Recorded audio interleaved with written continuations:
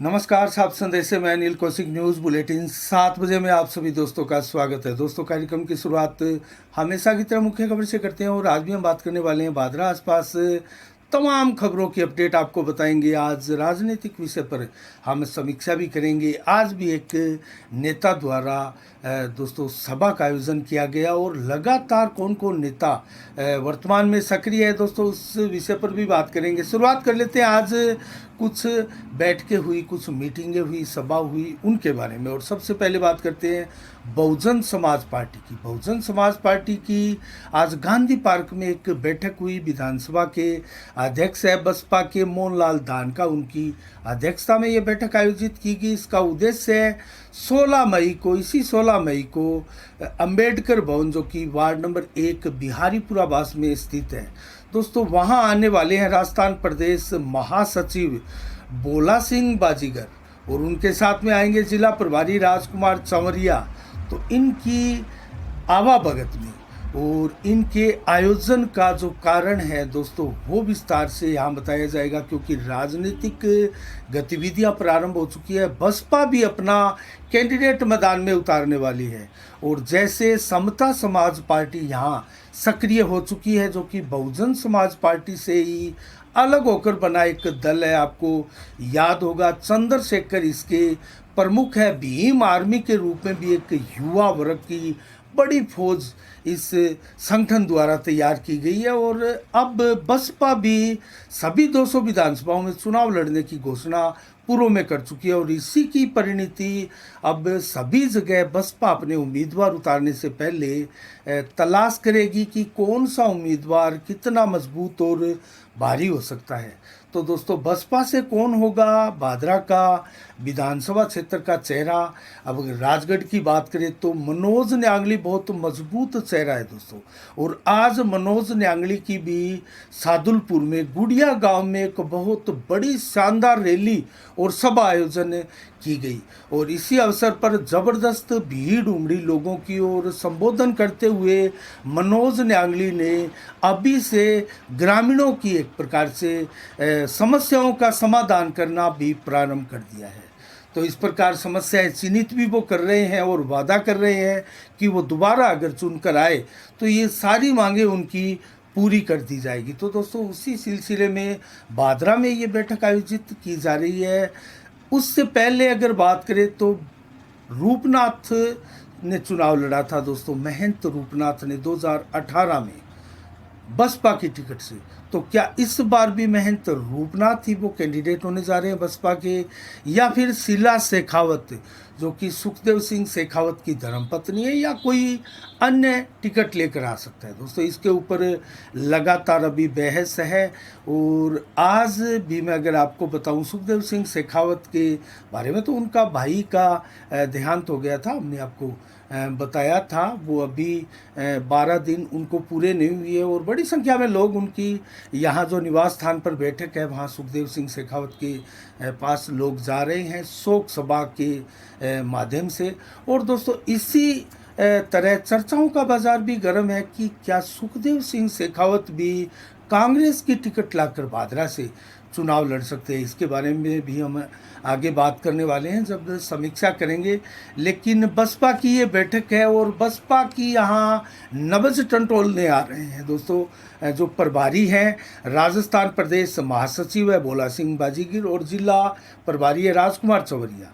और इसी बैठक में जो भाग लिया था दोस्तों, उनके बारे में बताऊं, बलवंत मेघवाल तहसील प्रभारी है, छोटू खां जो तहसील उपाध्यक्ष है बीएसपी के, ओम प्रकाश मेघवाल गांधी बड़ी के और धनराज चिड़िया गांधी के, भागाराम शर्मा आदि अनेकों लोग इस बैठक में शामिल हुए। इसके अलावा दोस्तों, हम बात करेंगे आज अन्य खबरों की। तो गणेशपुरावास में 17 मई को एक स्वैच्छिक रक्तदान का आयोजन किया जा रहा है शिविर का, और इसका आयोजन किया जा रहा है स्वर्गीय दिलबाग सिंह नागल, जो कि उनकी जयंती है। इस जयंती अवसर पर और 14 मई को दोस्तों डुंगराना गांव में आज ही एक बहुत बड़ा शानदार दान का कार्य गौशाला में किया गया भामाशाह ओम प्रकाश ख्यालिया द्वारा। और लगातार भामाशाहों की खबर भी हमारे पास आ रही है दोस्तों। ओम प्रकाश ख्यालिया लगातार गौशाला में गायों के लिए हरे चारे की व्यवस्था करते हैं और इस बार भी 2 ट्राली हरा चारा गायों के लिए व्यवस्था की गई है। इस अवसर पर संस्था के अध्यक्ष श्रीचंद शर्मा हो, धर्मपाल मेला हो, रामस्वरूप शर्मा, बनवारी लाल मोटसरा, भूप सिंह मोटसरा, शिवचंद ख्यालिया, विनोद बेनीवाल के अलावा शेर सिंह गिल, सुरेंद्र मारोठिया, ताराचंद रेगर आदि अनेक लोग शामिल थे और उन्होंने प्रशंसा की भामाशाह ओम प्रकाश ख्यालिया की और सदैव वो इस प्रकार से गौशाला में अपना योगदान प्रदान करते रहे। इसको लेकर शुभकामनाएं प्रेषित की गई। इसके अलावा दोस्तों हम बात करें अन्य खबरों की, तो जो एक 13 मई को सभी जगह हुई लोक अदालतें जो लगी थी, राष्ट्रीय लोक अदालतें, भादरा में भी राष्ट्रीय लोक अदालत के माध्यम से इस बार बम्पर मुकदमों का निपटारा किया गया। कुल 22,429 प्रकरण इस लोक अदालत में रेफर किए गए थे, शामिल किए गए थे। 21,370 का निस्तारण कर दिया गया दोस्तों और इसमें 1,78,56,249 रुपए के अवार्ड पारित किए गए। तो कितनी शानदार सफल ये लोक अदालत रही दोस्तों। लोक अदालतों के माध्यम से जो पेंडिंग मुकदमे होते हैं अदालतों में, उनका निपटारा राजीनामे के द्वारा अमूमन किया जाता है। और इसके अलावा दोस्तों हम बात करें, जो कल एक अभियान शुरू किया गया था, चलाया गया था, और ये कहे कि कल के लिए ये अभियान था तो बहुत ज़्यादा आश्चर्य नहीं होगा दोस्तों, क्योंकि आज भी हम देख रहे हैं बाज़ारों में उसी प्रकार से मोटरसाइकिल सवार बगैर हेलमेट के निकल रहे हैं। तो कुल मिला के ऐसे अभियानों से लोग सबक क्यों नहीं ले रहे हैं। और जो अभियान चलाया गया था, अगर भादरा क्षेत्र की ही बात करें तो भादरा क्षेत्र में जो पुलिस थाना है दोस्तों, लगभग 92 के करीब चालान लोगों के काटे गए और विभिन्न स्थानों पर सड़कों पर जाम लगाया गया, एक प्रकार से नाके लगाए गए थे और वहाँ जो बगैर हेलमेट के दुपहिया वाहन चलाने वाले संचालक थे उनको रोका गया, उनके चालान काटे गए, कुछ को समझाइश के बाद छोड़ा गया।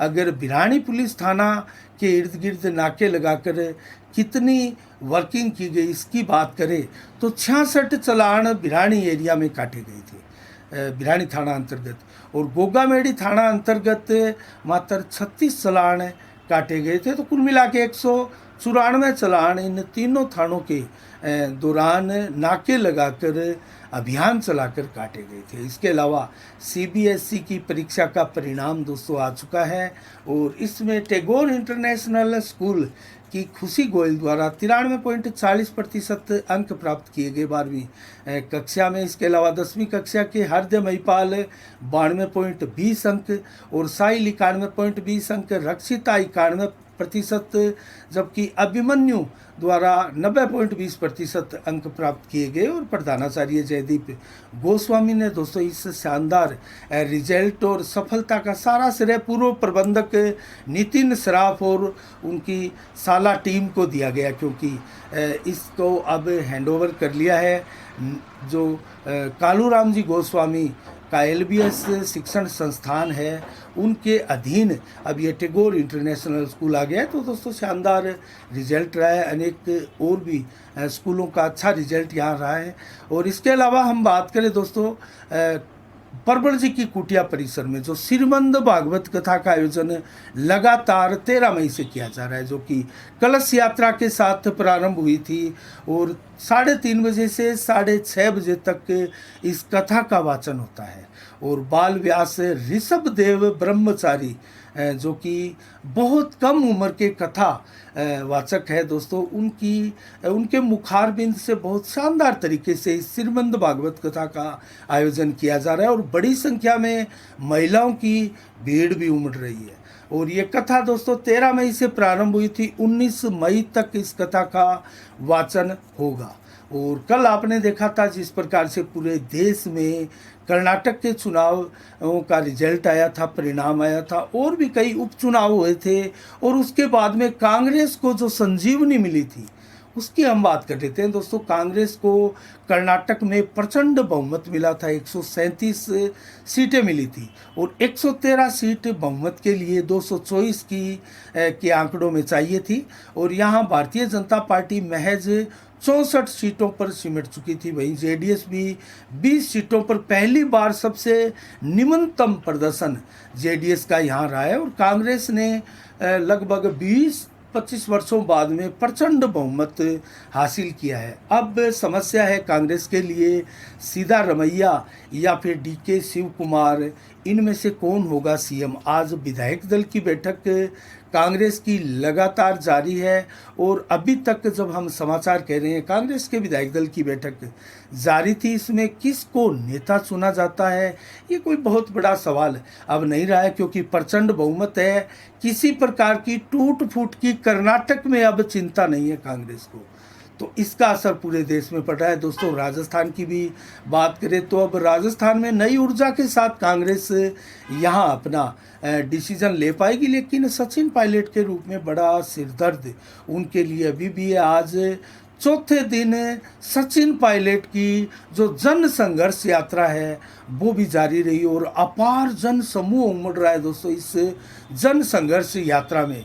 तो सचिन पायलट की ये 5 दिवसीय यात्रा क्या रंग लाने वाली है और इसको लेकर किस कदर कांग्रेस में यहाँ कोई डिसीजन बड़ा होने वाला है या फिर कांग्रेस अपना नेतृत्व यहाँ किसको देने वाली है, इसके ऊपर कोई फैसला होता है या नहीं होता है, ये देखने वाली बात है। और दोस्तों इसके अलावा हम बात करें चुनाव परिणाम की, तो चुनाव परिणाम उपचुनाव जो हुए थे उत्तर प्रदेश में भी 2 विधानसभा के उपचुनाव हुए थे और निकायों के भी चुनाव हुए थे। हमने कल उनका रिजल्ट आपको विस्तार से बताया था और योगी आदित्यनाथ के नेतृत्व में प्रचंड बहुमत भारतीय जनता पार्टी ने वहाँ चुनाव में जो है 17 के 17 महापौर भी जीते और 199 नगर पालिका अध्यक्षों में भी 129 जीतकर बहुत बड़ी प्रचंड जीत हासिल की थी।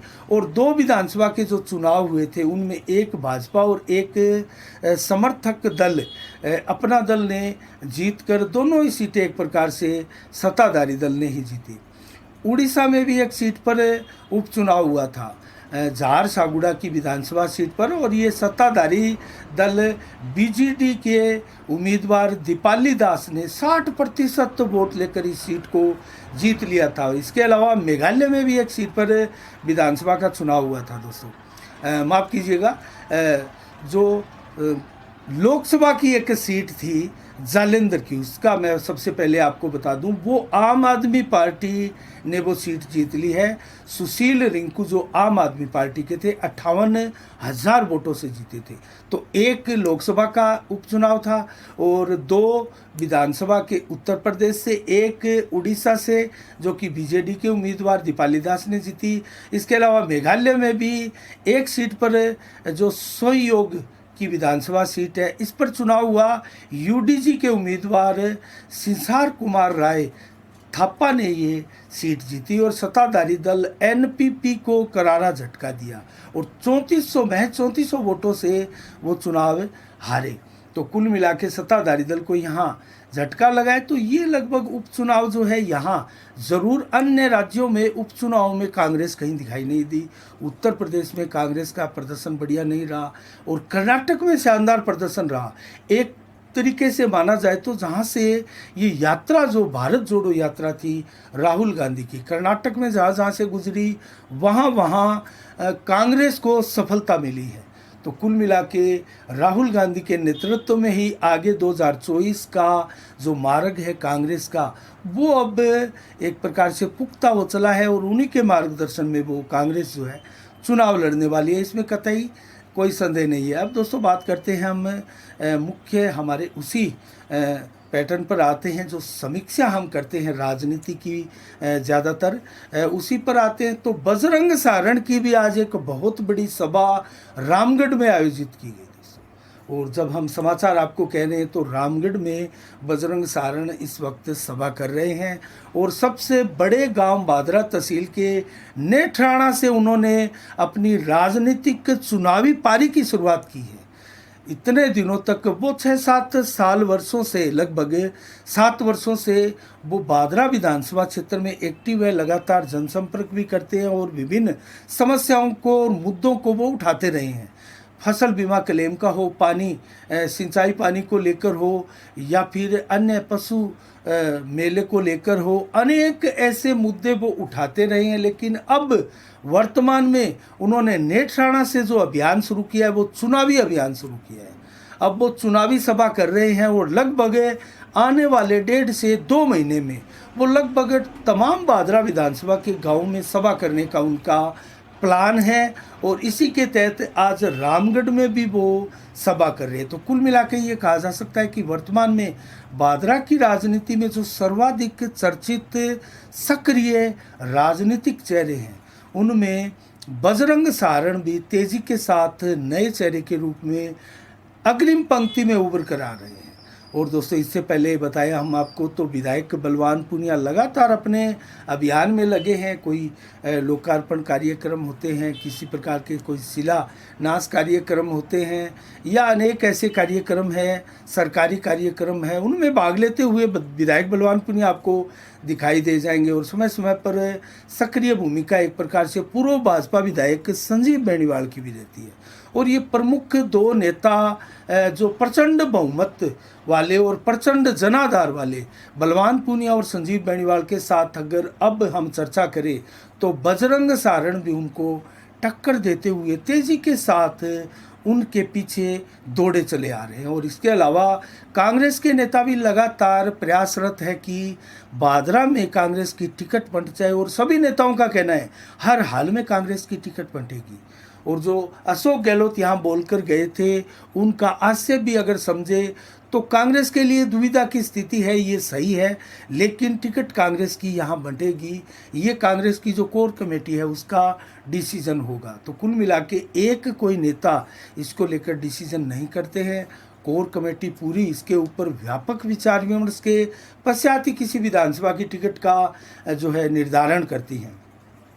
तो कुल मिला के देखा जाए तो बसपा की भी तैयारियां जोर शोर से चल रही है, भारतीय जनता पार्टी की तैयारियां चल रही है, माकपा की तरफ से बलवान पूनिया लगातार लगे हैं, कांग्रेस भी अब तैयारी में जुट चुकी है, और छोटे अन्य दल है, आरएलपी हो या फिर और हो दोस्तों, उनको लेकर समता समाज पार्टी भी अब तैयारियों में लगातार दिखाई दे रही है। मुकेश चोपड़ा एक्टिव है, हो सकता है वो उनकी तरफ से कैंडिडेट हो। तो ये बसपा और समता समाज पार्टी दोनों का वोट बैंक दोस्तों लगभग कमोबश एक ही माना जाता है, और दलित वोट बैंक पर ही निर्भर है दोनों ही पार्टियां। बेशक समता समाज पार्टी एक मुस्लिम और दलितों का यह संगठन भीम आर्मी के रूप में बताते आ रहे हैं, लेकिन मुस्लिम समाज का जो वर्ग है दोस्तों, बहुत बुद्धिजीवी वर्ग है, और एक सामूहिक वोट, एक जाई वोट, निर्णायक भूमिका के वोट इनके हर बार माने जाते हैं।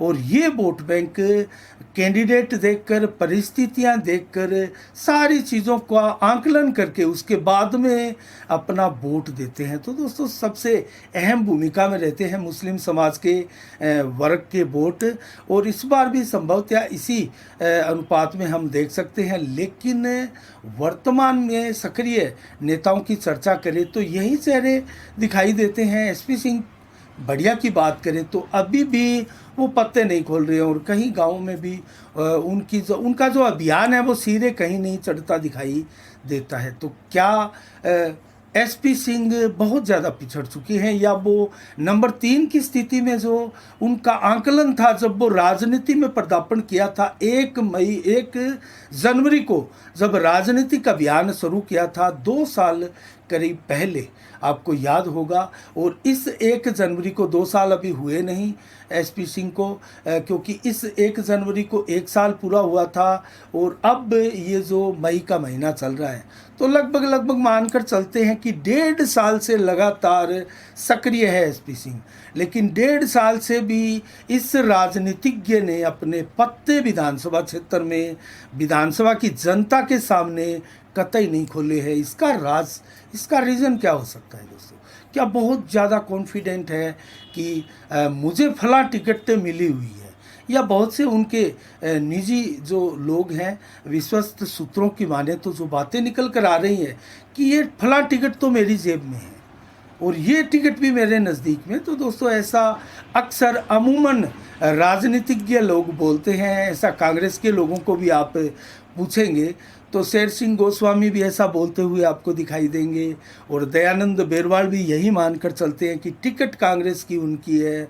तो संजीव बेनीवाल भी ये मानकर चलते हैं कि भाजपा की टिकट उन्हीं की है। जयदीप डूडी से बात करें तो वो भी यही मानते हैं कि टिकट हर हाल में मुझे मिलने जा रही है।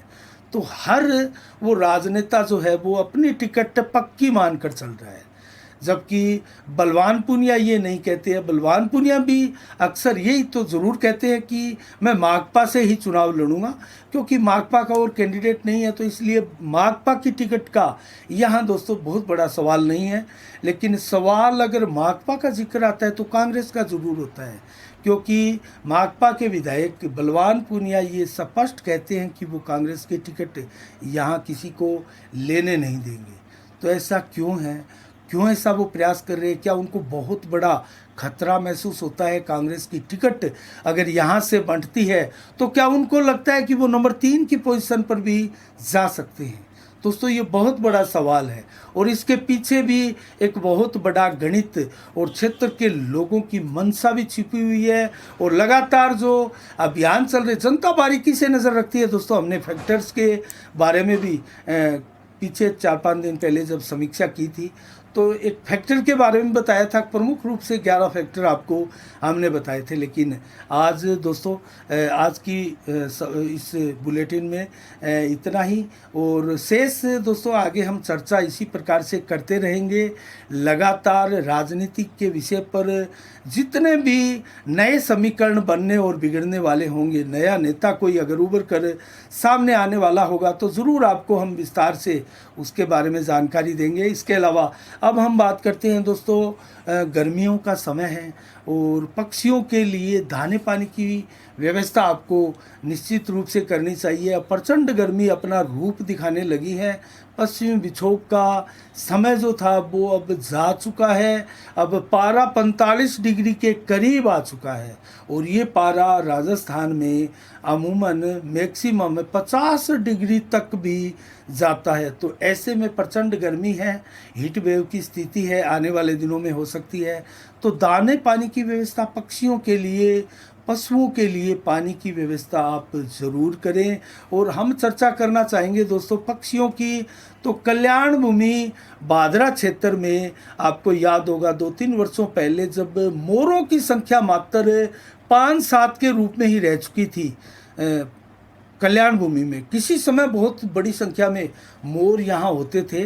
उसके बाद में दोस्तों यहाँ जिम्मा संभाला एक ऐसे शख्स ने, जो शख्स पर्यावरण प्रेमी तो है ही, एक बेहतरीन साहित्यकार भी है और कवि भी है और क्षेत्र के रिटायर्ड ऐसे अध्यापक हैं जो कि आध्यात्मिकता से भी वो जुड़े हुए हैं लगातार। मैं दोस्तों बात कर रहा हूँ एक ऐसे शख्स की जो शख्स हमारे क्षेत्र में बहुत बड़ा नाम रखते हैं। पर्यावरण स्टेट एडवाइजरी बोर्ड के सदस्य हैं पवन शर्मा, रिटायर्ड अध्यापक दोस्तों, संजय चौक एरिया में इनका मकान है। इन्होंने जिम्मा संभाला था कल्याण भूमि में मोरों के संरक्षण को लेकर। और दोस्तों जो 5-7 संख्या थी मोरों की, उस 5-7 संख्या से आगे बढ़ाकर आज स्थिति ये ला दी है 2-3 वर्षों में महज कि यहाँ 80 से कहीं अधिक मोरों की संख्या हो चुकी है। छानी बड़ी में भी बहुत बड़ा मोरों का एक संरक्षित एरिया है दोस्तों। वहाँ भी जो पक्षी प्रेमी हैं वो लगातार बड़ी संख्या में लगे। उनकी भी आगे हम कभी आपको विशेष रूप से पूरी कवरेज दिखाने वाले हैं। इसके अलावा दोस्तों बात करें तो संरक्षित क्षेत्र में 7 शेल्टर होम जिनको बोलते हैं, मोरों के लिए एक निवास का सा काम करते हैं, वो लगे हैं और मोरों की संख्या 80 पहुंच चुकी है। तो दोस्तों ऐसे पक्षी प्रेमियों को साफ संदेश भारत सैल्यूट करता है। आप भी उनसे प्रेरणा लेकर लेकर अपने इर्द गिर्द, अपने गाँव में, अपने कस्बों में, अपने शहर में और अपने घर के आसपास पक्षियों के लिए व्यवस्थाएं कर सकते हैं। दोस्तों आज 14 मई का दिन है। क्या विशेष दिन है? श्रीलंका के जो विद्रोही संगठन था लिट्टे, आपको याद होगा किसी 90 और 80 के दशक में कितना ज़बरदस्त उनका जो प्रभाव था, वो भारत भी लिट्टे के हमले में दोस्तों कई नेता भी भारत में मारे जा चुके हैं और भारत ने आज के दिन लिट्टे पर 1992 में प्रतिबंध लगाया था। उसके बाद में क्षेत्र में शांति हुई और लिट्टे की गतिविधियां एक प्रकार से थम चुकी थी और 1657 को जो संभाजी शिवाजी के उत्तराधिकारी भी थे, ज्येष्ठ पुत्र भी थे, उनका जन्म दिवस है धूमधाम से मनाया जाता है। और आज के दिन महेंद्र सिंह टिकैत किसान नेता का निधन हुआ था, उनकी पुण्यतिथि है और उनकी पुण्यतिथि पूरे देश भर में किसान परिवारों द्वारा, आम जन द्वारा धूमधाम से मनाई जाती है। 2011 में उनका निधन हुआ था। और आज दोस्तों मदर्स डे हैं, तो मातृ दिवस के उपलक्ष्य में सभी माताओं को, मातृ शक्ति को साफ संदेश भारत की तरफ से बहुत बहुत बधाइयाँ और साधुवाद। और इस अवसर पर अनेकों कार्यक्रम स्कूलों में, गाँवों में, गलियों में और अनेक ऐसे संगठनों द्वारा बड़े बड़े कार्यक्रम आयोजित आज के दिन दोस्तों किए गए हैं। और इसके अलावा हम बात करें एक सियासी शादी की, जिसके बारे में कल भी हमने बताया था। हेलीकॉप्टर से गई थी बारात भादरा के सेरडा से, जो कि बकरिया वाली सिरसा में है वहाँ, और सिरसा से दुल्हन बैठकर आई वापस हेलीकॉप्टर में सेरडा के लिए। तो कुल मिला के दयानंद बेरवाल के पुत्र विनय बेरवाल की ये शादी थी ज्योति के साथ, जो बकरिया वाली की है। दोस्तों हजारों की संख्या में भीड़ उमड़ी, हेलीकॉप्टर देखने वालों की ज़बरदस्त भीड़ थी और इस सियासी शादी का लुत्फ़ उठाना चाहते थे लोग, आंखों से देखना चाहते थे कि हमारे गांव में हेलीकॉप्टर से हमारे गांव की बेटी को लेने के लिए आए हैं भादरा के सेरडा से बाराती। तो दूल्हा जो विनय बेरवाल है दोस्तों, वो पहुंचा और दुल्हन को हेलीकॉप्टर से भादरा सेरडा में लेकर आया। और ऐसी अनेकों सियासी शादियां हुई है जो कि हेलीकॉप्टर से बारात आनी और जानी हमने कई बार देखी है। और इसी के साथ दोस्तों आज रविवार है, अधिकांश मंडियों में भाव नहीं होते हैं। तो मौसम का मिजाज अगर आपको बताएं तो 41 से 42 डिग्री टेम्परेचर आज दिन भर रहा। और इसके अलावा 7 से 18 किलोमीटर की रफ्तार से दिन भर हवाएं चली। 100% बादल से आसपास इलाकों में हल्की बूंदाबांदी की चेतावनी भी थी, मौसम विभाग की हुई भी। और इसके अलावा देर रात्रि को शाम को बात करें तो 34 से 39 डिग्री टेम्परेचर रहेगा। 18 से 29 किलोमीटर की रफ्तार से हवाएं चलेगी। तो आंधी आने की भी पूरी संभावना है और 90 से 95% बादल भी परिवर्तनशील मेघ के रूप में बने रहेंगे। 15 मई को 30 से 40 डिग्री टेम्परेचर दिन में और 41 से 43 डिग्री टेम्परेचर कल भी देर शाम को 37 से 42 डिग्री और लगभग 15 से 80% बादल आसमान में छाए रहेंगे और 25 से 29 किलोमीटर की रफ्तार से हवाएं चलेगी, जो कि आंधी का एहसास करवाएगी। और रात्रि को भी 30 से 33 डिग्री टेम्परेचर देर रात्रि 12 बजे तक, 11 से 14 किलोमीटर की रफ्तार से देर रात्रि को हवाएं चलेगी। आज के लिए इतना ही। कल ठीक शाम 7 बजे फिर आपसे रूबरू होंगे नई खबरों के साथ, नई समीक्षाओं के साथ। तब तक के लिए आप अपना बहुत बहुत ख्याल रखिएगा। मुझे दीजिएगा इजाज़त। साफ संदेश से मैं अनिल कौशिक। नमस्कार। जय भारत, जय जय राजस्थान।